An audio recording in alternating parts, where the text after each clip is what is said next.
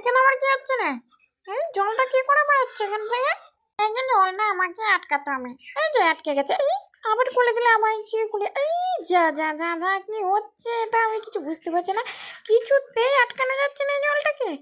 উফ, কি জল রে বাবা, আমার পাটাই শুধু নষ্ট হচ্ছে শুধু মনে এ তেরি কি কেউ নেই না কে এখানে?